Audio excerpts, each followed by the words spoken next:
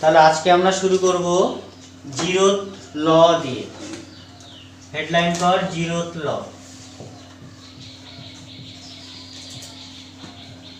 Zeroth law of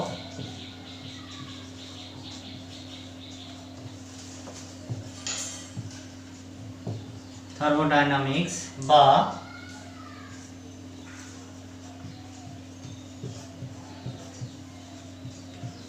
তাপগতিবিদ্যার শূন্য সূত্র।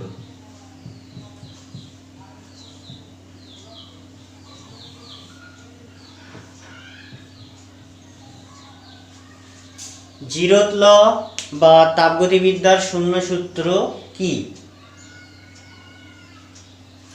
সবার আগে দেখি এই জিরোথ লয়ে এই জিরো কথাটা কেন এসছে।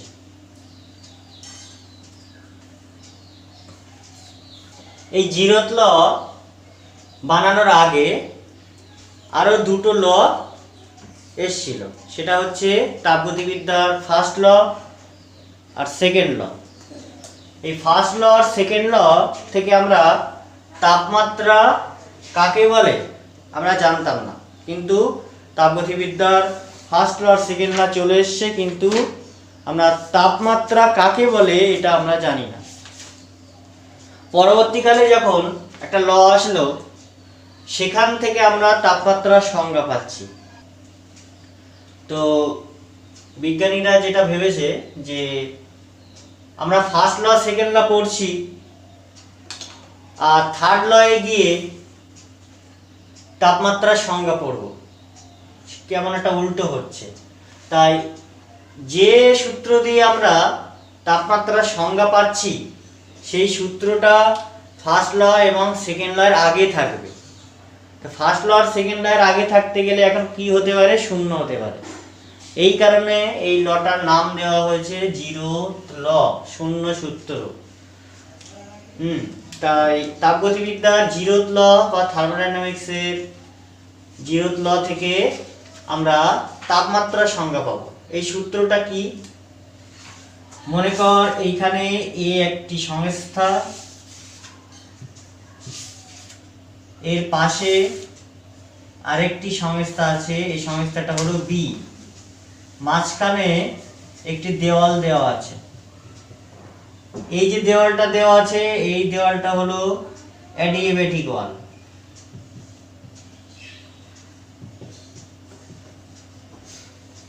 এ এবং বি মাঝখানে অ্যাডিয়াবেটিক ওয়াল থাকার কারণে এ এবং বি এর মধ্যে তাপের আদান প্রদান হবে না। যদি এমন হয় এ এবং বি তাপীয় সাম্য অবস্থায় না থাকে, তাহলে তাপের আদান প্রদান হওয়া উচিত ছিল, কিন্তু এখানে যেহেতু অ্যাডিয়াবেটিক ওয়াল দেওয়া আছে তাই এ এবং বি তাপীয় সাম্য অবস্থায় না থাকলেও এর মধ্যে তাপের আদান প্রদান হবে না।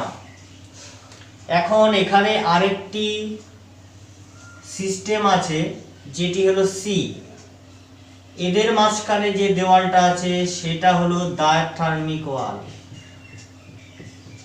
এই দেওয়ালটি হলো ডায়াথার্মিক ওয়াল।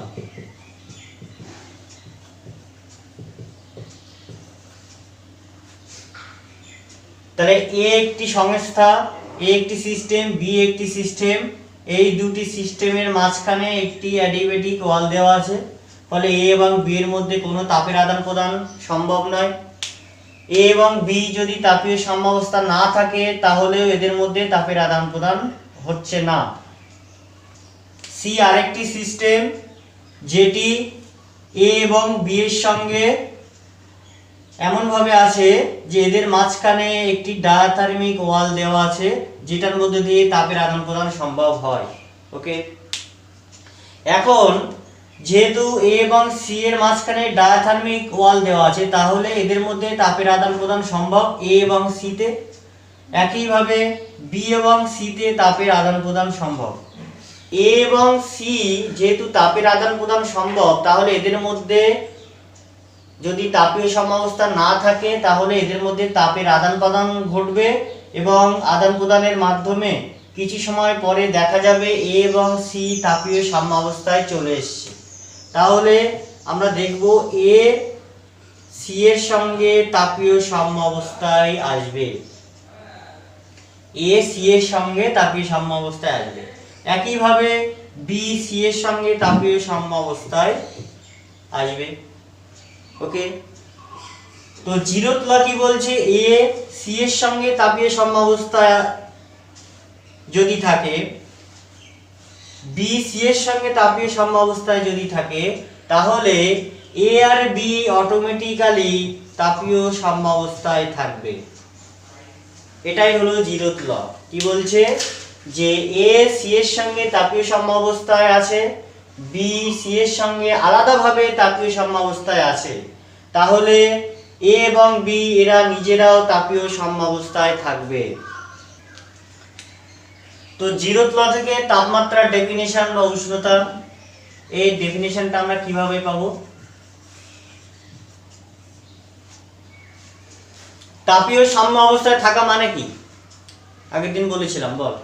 তাপীয় সাম্য অবস্থায় থাকা মানে কি? তাপের আদান প্রদান হবে না। এখন এ এবং সি এর সঙ্গে তাপীয় সাম্য অবস্থায় আছে, বি এবং সি তাপীয় সাম্য অবস্থায় আছে, এ এবং বি তাপীয় সাম্য অবস্থায় আছে, তার মানে হলো এ সি এর সঙ্গে কোনো রকম তাপের আদান প্রদান হচ্ছে না, বি সি এর সঙ্গে কোনো তাপের আদান প্রদান হচ্ছে না, এবং এ বি এর সঙ্গে কোনো তাপের আদান প্রদান হচ্ছে না। এখন এবার প্রশ্ন হলো যে কেন এদের মধ্যে তাপের আদান প্রদান হচ্ছে না? কি এমন বৈশিষ্ট্য এদের আছে যে বৈশিষ্ট্যটার জন্যে এদের মধ্যে তাপের আদান প্রদান হচ্ছে না? এই প্রশ্ন খুঁজতে গিয়ে আমরা তাপমাত্রার সংজ্ঞা পাবো। এদের মধ্যে এমন একটা বৈশিষ্ট্য সমান আছে, যে বৈশিষ্ট্য সমান থাকার কারণে এদের মধ্যে তাপের আদান প্রদান হচ্ছে না। সেই বৈশিষ্ট্যটার নাম হলো তাপমাত্রা। সেই বৈশিষ্ট্য হলো তাপমাত্রা। কি, যে এ সি এবং এ এবং বি এদের মধ্যে তাপমাত্রা সমান হওয়ার কারণে এদের তাপীয় সাম্য অবস্থায় আছে। তাহলে তাপমাত্রার ডেফিনিশন কি হবে? সংস্থা দুটি যে বৈশিষ্ট্যমূলক রাশি সমান থাকার কারণে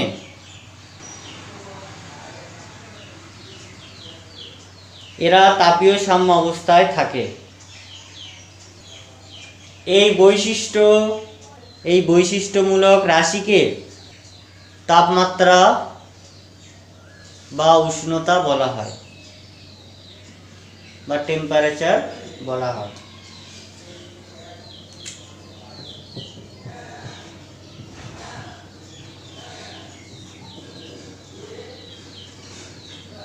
তাহলে টেম্পারেচার আমরা কাকে বলবো? যে এদের মধ্যে একটি ভৌত রাশি সমান আছে, যে ভৌত রাশি সমান থাকার কারণে এরা তাপীয় সাম্য অবস্থায় আছে। ভৌত রাশিকে একটা নাম দিলাম, সেই নামটা দিলাম তাপমাত্রা। ঠিক আছে, যে ভৌত রাশি এদের মধ্যে সমান থাকার কারণে এরা তাপীয় সাম্য অবস্থায় আছে, সেই ভৌত রাশিটার নাম দেওয়া হলো তাপমাত্রা। এক্ষেত্রে এর তাপমাত্রা ধরি টিএ, এর তাপমাত্রা টিসি, এর তাপমাত্রা টিবি। তাহলে এরা যদি তাপীয় সাম্য অবস্থায় থাকে, তাহলে টিএ ইজিক্যাল টু টিসি হবে। টি সি এর সঙ্গে তাপীয় সাম্য অবস্থায় আছে, টিবি আলাদাভাবে টি সি এর সঙ্গে তাপীয় সাম্য অবস্থা আছে, মানে উষ্ণতা সমান আছে। তাহলে এরা অটোমেটিক্যালি সমান হবে, অর্থাৎ টি এ ইজিক্যাল টু টি বি হবে। এটাই থার্মোডাইনামিক্সের জিরোথ ল।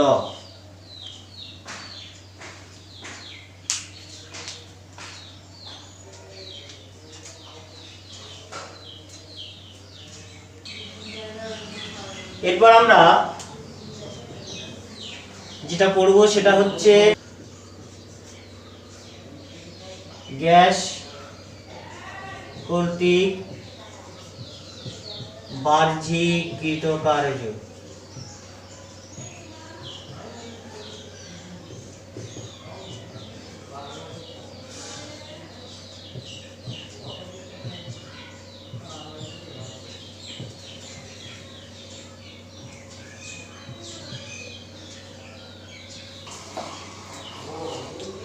এই যে পিস্টনটা আছে, এই পিস্টনের ভিতরে মনে কর গ্যাস আছে।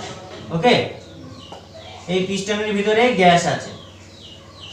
এই পিস্টনের ভিতরে যে গ্যাস আছে তার চাপ মনে করি P, dx দূরত্ব সরানো হলো। পিস্টনের যে ক্ষেত্রফল, এই যে ক্ষেত্রফল এটাকে ধরা হলো আলফা। পিস্টনের ক্ষেত্রফল আলফা। কৃতকার্য বার করতে হবে।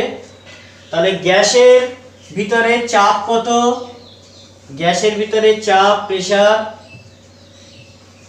চাপ হচ্ছে P। পিস্টনের ক্ষেত্রফল,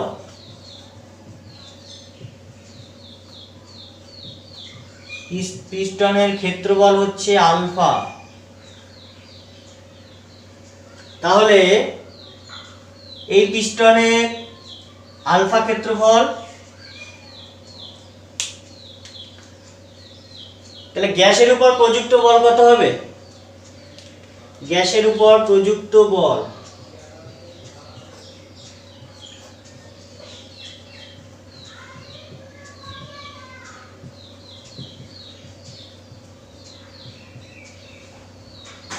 এটাকে আমরা F দিয়ে লিখছি। চাপ ইনটু ক্ষেত্রফল P আলফা,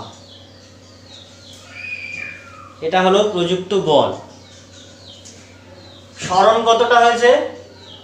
dx, এই যে dx সরণ। তাহলে কৃতকার্য কত পাবো আমরা?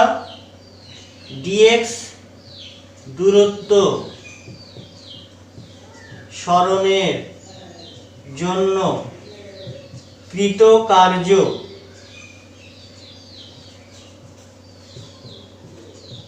dw সমান সমান বল ইনটু সরণ, বল ইনটু সরণ, তাহলে আসছে P আলফা dx।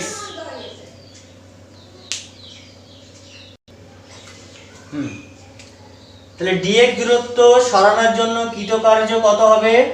বল ইনটু সরণ, F dx। বলের মান P আলফা এখানে বসিয়ে দিয়েছি ইনটু dx। এবার একটা জিনিস দেখ, এইখানে ক্ষেত্রফল আলফা আর সরণ হচ্ছে dx, তাহলে এর যে আয়তনটা, এই যে আয়তন যেটা হচ্ছে, এর আয়তনটা হলো ধরি dv। তাহলে আয়তন dv, এটা সমান কি আসবে? আয়তন dv হচ্ছে ক্ষেত্রফল ইনটু দূরত্ব, ক্ষেত্রফল ইনটু দূরত্ব। তাহলে এখানে আসছে pdv। তাহলে কৃতকার্য dw সমান আসছে pdv। ক্ষেত্রফল dw সমান হচ্ছে pdv।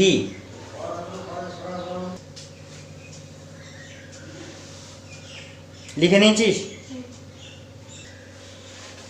এইবার মনে কর পিস্টনটি এই vi থেকে vf এই আয়তন পরিবর্তন করতে কৃতকার্য, টোটাল কৃতকার্য, তাহলে মোট কৃতকার্য w সমান আসবে ইন্টিগ্রেশন অফ dw। এটা vi থেকে vf আয়তন পরিবর্তন করতে কৃতকার্য, এটা আসবে। ঠিক আছে, w সমান এটা। তাহলে কৃতকার্য dw সমান pdv, এটা মুখস্থ করবি।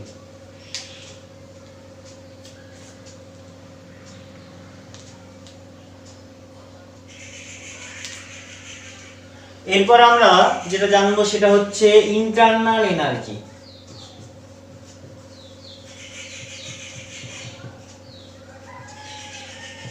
ইন্টারনাল এনার্জি বা অভ্যন্তরীণ শক্তি।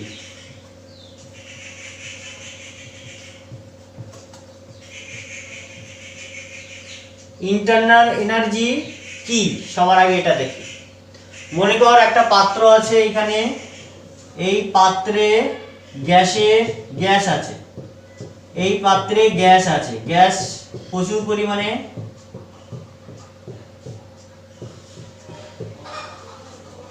তাহলে মনে করি এই পাত্রে গ্যাস আছে, এই গ্যাসের কণাগুলো কি করবে, ছোটাছুটি করবে। তাহলে এই পাত্রে গ্যাসের যে কণাগুলো আছে এরা কি করে, এরা চারিদিকে এরকম করে ছোটাছুটি করতে থাকে। গ্যাসের কণাগুলো র্যান্ডামলি এদিকে ওদিকে ছোটাছুটি করে, আরেকটার সঙ্গে আরেকটা সংঘর্ষ হয়, স্থিতিস্থাপক সংঘর্ষ। তাহলে গ্যাসের কণাগুলো ছোটাছুটি করছে পাত্রের মধ্যে, ঠিক আছে। তাহলে একটা পাত্র, এই পাত্রে প্রচুর পরিমাণে গ্যাসের কণা আছে, এই কণাগুলো সবসময় ছোটাছুটি করছে। ছোটাছুটি করছে তার মিনিং কি, এর অর্থ কি, এদের একটা বেগ আছে, বেগ থাকা মানে এদের গতিশক্তি আছে। তাহলে গ্যাসের কণাগুলোর একটা গতিশক্তি আছে।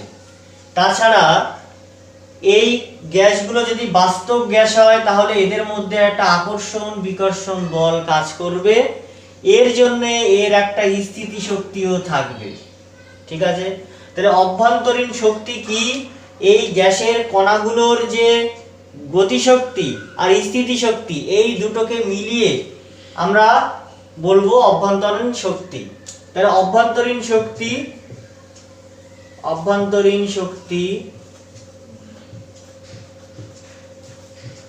কি, কণাগুলির গতিশক্তি প্লাস স্থিতি শক্তি।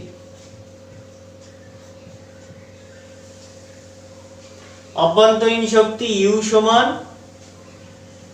আমরা লিখব EK প্লাস EP।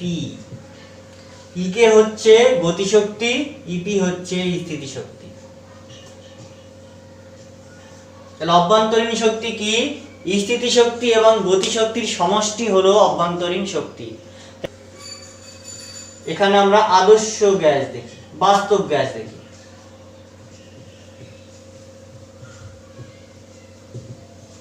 বাস্তব গ্যাসের অভ্যন্তরীণ শক্তি ইউ সমান হচ্ছে EK প্লাস EP।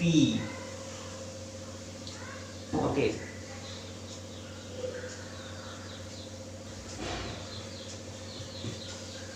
বাস্তব গ্যাসের কণাগুলির গতিশক্তিও থাকে, স্থিতি শক্তিও থাকে। বাস্তব গ্যাসের যে কণাগুলি এদের মধ্যে আকর্ষণ বিকর্ষণ বল থাকে, এই কারণে ওদের স্থিতি শক্তি থাকবে। কিন্তু আদর্শ গ্যাসের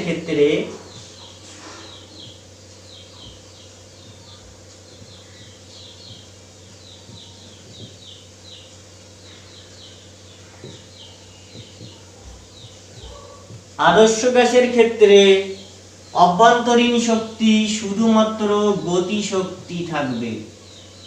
এর কারণ কি, আদর্শ গ্যাসের কণাগুলোর মধ্যে কোনো আকর্ষণ বিকর্ষণ বল কাজ করে না, এই কারণে স্থিতি শক্তি শূন্য হবে। যদি কোনো আকর্ষণ বিকর্ষণ বল যদি না থাকে তাহলে তার স্থিতি শক্তি থাকে না। তো শুধুমাত্র গতি আছে কণাগুলোর, এই কারণে এর শুধু গতি শক্তি থাকবে। তাহলে আমরা কি দেখলাম, যে আদর্শ গ্যাসের ক্ষেত্রে অভ্যন্তরীণ শক্তি সমান সমান কি, গতি শক্তি। আবার গতি শক্তি EK হলো ফাংশন অফ টি, শুধুমাত্র টি হচ্ছে এখানে তাপমাত্রা, টি এর ফাংশন। তাপমাত্রা যদি বৃদ্ধি করা হয় গতিশক্তি বৃদ্ধি পায়। ওকে, তাহলে আমরা দেখব যে আমাদের যে অভ্যন্তরীণ শক্তি এসছে, সে অভ্যন্তরীণ শক্তি একইভাবে তাপমাত্রার ফাংশন হয়ে যাবে। যেহেতু গতিশক্তি তাপমাত্রার ফাংশন, তাহলে আমাদের অভ্যন্তরীণ শক্তি ইউ ফাংশন অফ টি হবে।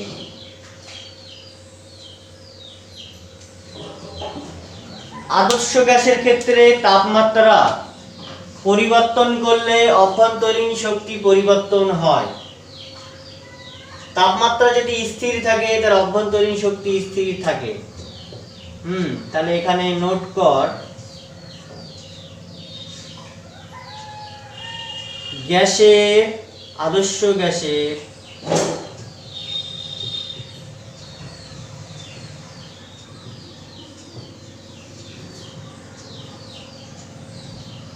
তাপমাত্রা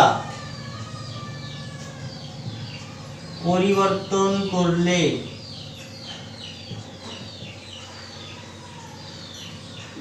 অভ্যন্তরীণ শক্তি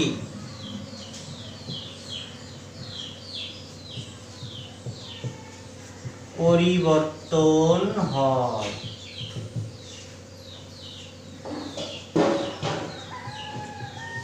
তাপমাত্রা স্থির থাকলে অভ্যন্তরীণ শক্তি পরিবর্তন হয় না, স্থির থাকে।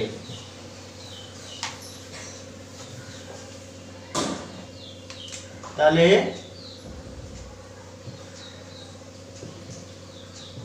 আদর্শ গ্যাসের তাপমাত্রা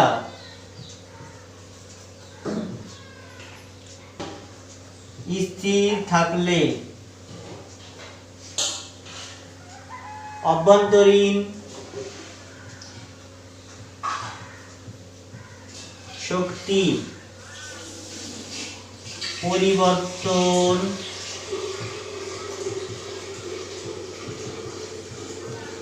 পরিবর্তন হয় না। আচ্ছা, তাহলে সমষ্ণ প্রক্রিয়ায় কি হবে? আগের দিন আমরা প্রকারভেদগুলো পড়েছিলাম। সমষ্ণ প্রক্রিয়ায়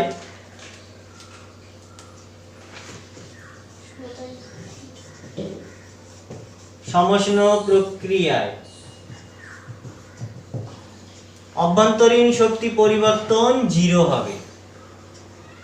সমষ্ণ প্রক্রিয়ায় তাপমাত্রা স্থির থাকে, তাহলে অভ্যন্তরীণ শক্তির যে পরিবর্তন du হবে 0। ঠিক আছে।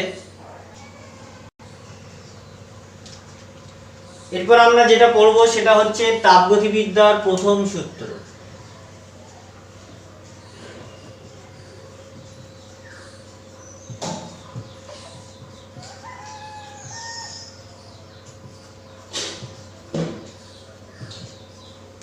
First law of thermodynamics.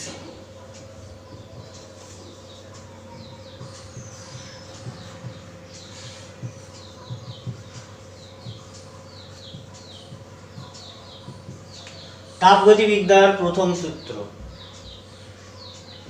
তাপগতিবিদ্যার প্রথম সূত্র কি বলছে? এরকম কিছু পরিমাণ গ্যাস আছে পাত্রে। এই পাত্রে যদি আমরা কি করি, এই পাত্রে বাইরে থেকে তাপ দিলাম ডিকিউ পরিমাণ। বাইরে থেকে তাপ দিলে কি হবে? এই তাপ দুভাবে কাজ করবে। প্রথম, এই তাপ কি করবে?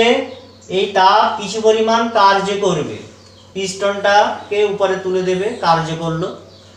আর কি করবে? এইখানে তাপমাত্রা মনে কর বাড়িয়ে দেবে। তাপমাত্রা বাড়ানো মানে অভ্যন্তরীণ শক্তি বাড়িয়ে দেবে। তাহলে আমরা যদি কিছু পরিমাণ তাপ কোনো সংস্থাকে দিই, তাহলে সেই তাপ দুভাবে কাজ করবে। এক, এই তাপ এর কিছু পরিমাণ কার্য করবে, সঙ্গে সঙ্গে কিছু অভ্যন্তরীণ শক্তি বাড়িয়ে দেবে। তাপগতিবিদ্যার প্রথম সূত্র কি বলছে? তাপগতিবিদ্যার প্রথম সূত্র বলছে যে কোনো সংস্থাকে যদি আমরা কিছু পরিমাণ তাপ দিই, তাহলে এই তাপ দুভাবে কাজ করবে। এক, এর অভ্যন্তরীণ শক্তি বৃদ্ধি করবে, প্লাস কিছু পরিমাণ কার্য করবে। ঠিক আছে। তাহলে এক্ষেত্রে ডিকিউ সমান ডিইউ প্লাস ডিডব্লিউ, এটাই হলো তাপগতিবিদ্যার প্রথম সূত্র। বিবৃতিটা বই থেকে পড়ে নিবি। এখানে আমরা ডিকিউ সমান তাহলে লিখতে পারি ডিইউ। আচ্ছা, ডিডব্লিউ সমান কি লিখেছিলাম? একটু আগেই করেছি, ওটা ছিল PDV. Okay, DQ equal to DU plus PDV. এটা হলো আমাদের তাপগতিবিদ্যার প্রথম সূত্র। এখন এই তাপগতিবিদ্যার প্রথম সূত্র আমরা দেখি যে সমচাপীয় প্রক্রিয়া, এটাতে কি হয়? সমচাপীয় প্রক্রিয়া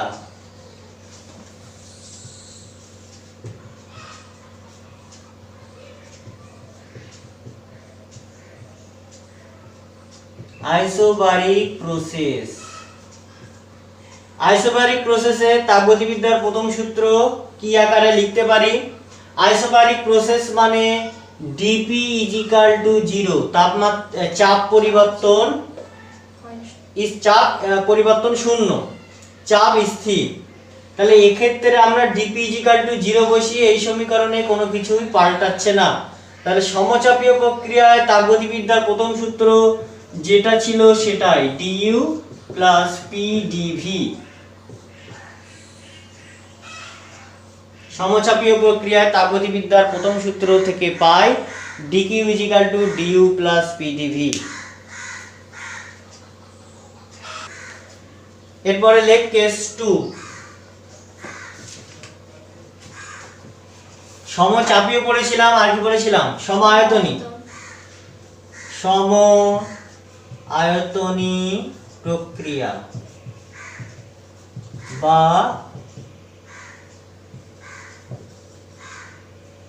আইসোকোরিক প্রসেস। সম-আয়তনী প্রক্রিয়া বা আইসোকোরিক প্রসেস মানে কি ছিল? আয়তন স্থির, আয়তন স্থির, ভি কনস্ট্যান্ট, তার মানে ডিভি ইজিক্যাল টু 0। সমায়তনী প্রক্রিয়া মানে আয়তন ধ্রুবক, ডিভি ইজিক্যাল টু 0। তাহলে এই ক্ষেত্রে তাপগতিবিদ্যার প্রথম সূত্র কি হবে? DQ equal to DU plus পিডিভিটা 0, তাহলে ডিকিউ ইজিক্যাল টু ডিইউ। সমায়তনী প্রক্রিয়ায় ডিকিউ ইজিক্যাল টু ডিইউ, পিডিভিটা 0। তাহলে এখানে একটা কনক্লুশন লিখতে হবে, সেটা কি বলতো? এখানে কোনো কার্যই করছে না, সমায়তনী প্রক্রিয়ায় কার্যই করছে না। তার মিনিংটা কি? এইখানে একটা সংস্থা আছে, এই সংস্থাতে আমি ডিকিউ পরিমাণ তাপ দিলাম। এই তাপটা দুভাবে কার্য করার কথা ছিল, একটা হচ্ছে অভ্যন্তরীণ শক্তি বৃদ্ধি করার কথা ছিল, আর বাহ্যিক কার্য করার কথা ছিল। কিন্তু সমায়তনী প্রক্রিয়ায় কি হবে?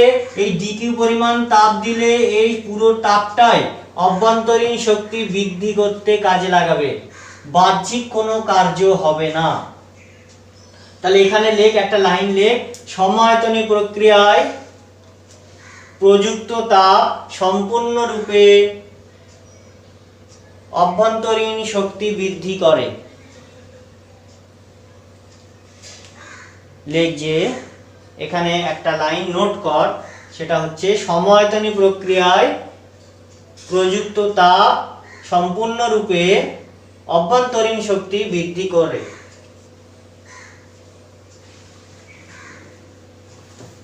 কেস 3 লেখে, কেস 3 তে আমরা আর কি প্রক্রিয়া পড়েছিলাম? সমষ্ণ প্রক্রিয়া।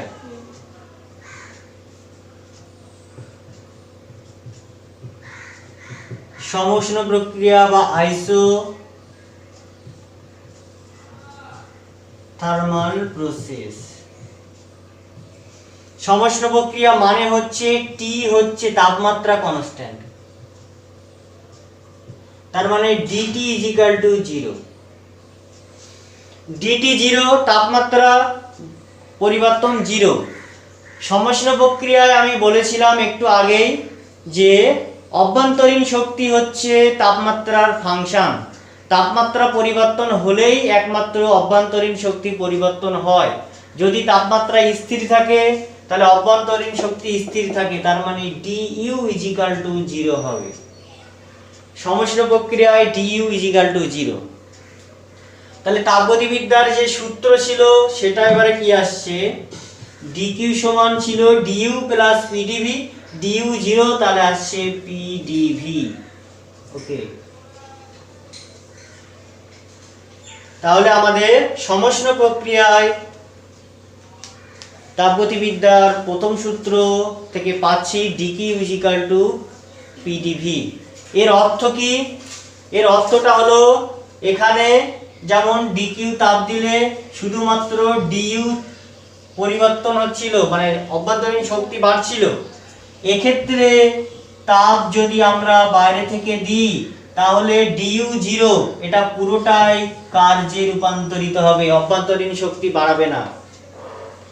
এখানে একটা কনক্লুশন লেখ যে সমষ্ণ প্রক্রিয়ায় প্রযুক্ত তাপ সম্পূর্ণরূপে কৃতকার্য করে, বাহ্যিক কার্য করে। সমষ্ণ প্রক্রিয়ায় প্রযুক্ত তাপ সম্পূর্ণরূপে বাহ্যিক কার্য করে, এক্ষেত্রে অভ্যন্তরীণ শক্তি বৃদ্ধি করবে না।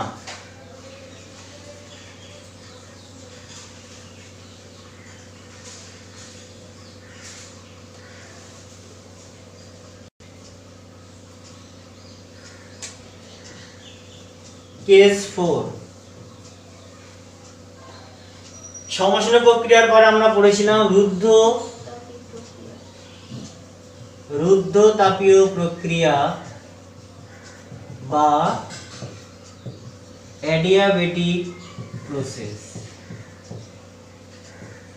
রুদ্ধ তাপীয় প্রক্রিয়া বা অ্যাডিয়াবেটিক প্রসেসটা কি ছিল? রুদ্ধ তাপীয় প্রক্রিয়া বা অ্যাডিয়াবেটিক প্রসেস, কোন রকম তাপের আদান প্রদান ঘটবে না সংস্থায়। তাপের আদান প্রদান ঘটবে না মানে কি? এরকম একটা সংস্থা আছে, তার চারিদিকে আবার অ্যাডিয়াবেটিক ওয়াল দেওয়া থাকবে, তাহলে বাইরে থেকে কোনো তাপ এখানে দেওয়া যাচ্ছে না, মানে তাপ প্রযুক্তই করা যাচ্ছে না। তাহলে এক্ষেত্রে ডিকিউ ইজ ইকুয়াল টু কিন্তু 0 হবে।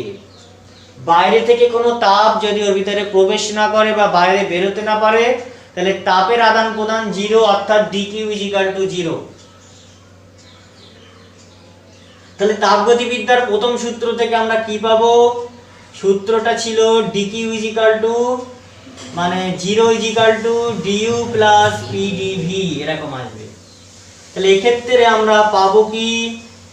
DU is equal to minus PDV. এটা হলো রুদ্ধ তাপীয় প্রক্রিয়া।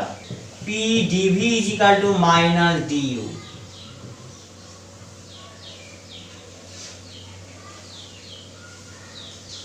PDV is equal to minus DU. এটার মিনিং কি সেটা লিখতে হবে। এখানে একটা জিনিস দেখ, পিডিভিটা হলো কৃতকার্য, তাহলে কৃতকার্য সমান সমান মাইনাস ডিইউ, অর্থাৎ যদি রুদ্ধতাপ প্রক্রিয়ায় আমরা কৃতকার্য করি, রুদ্ধতাপ প্রক্রিয়ায় কৃতকার্য করি মানে এখানে চারিদিক থেকে আটকানো আছে, এখানে পিস্টন লাগানো আছে, পিস্টনটাকে বাইরের দিকে টানলাম, তাহলে এর ভিতরে কৃতকার্য হয়েছে পিডিভি। তাহলে এই কৃতকার্য করলাম কিন্তু বাইরে থেকে কোনো তাপ দিলাম না, তাহলে এই কৃতকার্য কোথা থেকে আসছে? এই কৃতকার্য করার জন্য শক্তিটা কোথা থেকে আসছে? এই কৃতকার্য করার জন্য শক্তিটা এই ডিইউ থেকে আসছে, অভ্যন্তরীণ শক্তি থেকে আসছে। গ্যাসের কণাগুলোর অভ্যন্তরীণ শক্তি ছিল, সেই শক্তি কমে গিয়ে কার্যে রূপান্তরিত হয়েছে, এই কারণে মাইনাস, কমে গিয়েছে বলে। তাহলে গ্যাসের কণাগুলোর অভ্যন্তরীণ শক্তি কমে গিয়ে সেটা কার্যে রূপান্তরিত হয়েছে, তাই PDV is equal to minus DU. তাহলে এক্ষেত্রে কৃতকার্য হবে কিভাবে হবে? অভ্যন্তরীণ শক্তি ক্ষয় করে হবে, তাহলে ক্ষয় মানে এখানে মাইনাস, আর অভ্যন্তরীণ শক্তি তার মানে কি হচ্ছে? কমে যাচ্ছে, মাইনাস আছে মানে। তাহলে গ্যাসের অভ্যন্তরীণ শক্তি কমে যাওয়ার অর্থ কি? তাপমাত্রা কিন্তু কমে যায়। তাহলে এক্ষেত্রে একটা নোট লেখ যে রুদ্ধতাপীয় প্রক্রিয়ায় কৃতকার্যের শক্তির উৎস হলো অভ্যন্তরীণ শক্তি। এক্ষেত্রে অভ্যন্তরীণ শক্তি কমে যায়, এই শক্তিই কার্যে রূপান্তরিত হয়। দাঁড়িয়ে দিয়ে লেখ, ফলে সংস্থার তাপমাত্রা কমে যায়। তোরা দেখবি আমরা যখন মুখ দিয়ে বাতাস বার করছি হালকা আস্তে, ঠিক আছে, তখন দেখবি বাতাসটা গরম। কিন্তু মুখ দিয়ে চাপ দিয়ে প্রেসার দিয়ে যখন বাতাসটা বার করবি দেখবি ঠান্ডা। এর কারণটা কি? যখন মুখ থেকে বাতাস বেরোচ্ছে আস্তে আস্তে তখন প্রক্রিয়াটা হয় সমষ্ণ প্রক্রিয়া, ওকে। কিন্তু যদি খুব হাই স্পিডে প্রেসার দিয়ে বাতাস বার করা হয় তাহলে এত দ্রুত হয় এটা রুদ্ধতাপীয় প্রক্রিয়া হয়ে যায়। রুদ্ধতাপীয় প্রক্রিয়া হওয়ার কারণে এই যে গ্যাস বাইরে বেরিয়ে আসছে, আয়তন বৃদ্ধি হচ্ছে, তার মানে কার্য করছে। এই কার্যটা কোথা থেকে করছে? অভ্যন্তরীণ শক্তি কমে গিয়ে হচ্ছে। তাই অভ্যন্তরীণ শক্তি কমে যাওয়ার কারণে তাপমাত্রা কমে যাচ্ছে। তাহলে গ্যাস মুখ থেকে যেটা বেরোচ্ছে সেটা ওই যে মুখ দিয়ে প্রেসার দিয়ে যখন আমরা খুব স্পিডে বাতাস বার করব তখন ঠান্ডা হয়ে যাওয়ার কারণটা হলো এটা, যেখানে রুদ্ধতাপীয় প্রক্রিয়া ঘটে। রুদ্ধতাপীয় প্রক্রিয়া ঘটার কারণে বাতাসটা মুখ দিয়ে যখন বেরোচ্ছে ঠান্ডা হয়ে যাচ্ছে, ঠিক আছে। এই প্রসেসটাই ফ্রিজে ইউজ করা হয়। ফ্রিজে মোটর লাগিয়ে খুব হাই স্পিডে বাতাস বার করা হয়।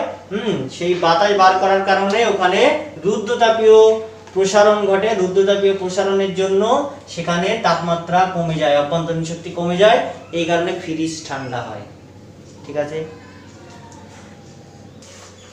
আচ্ছা, নেক্সট দিন তাহলে আমরা এর পরের অংশটা দেখব। আমরা সমষ্ণ প্রক্রিয়ায় কৃতকার্য, রুদ্ধতাপ প্রক্রিয়া কৃতকার্য, আরো পিভি লেখচিত্র আছে, এগুলো করব।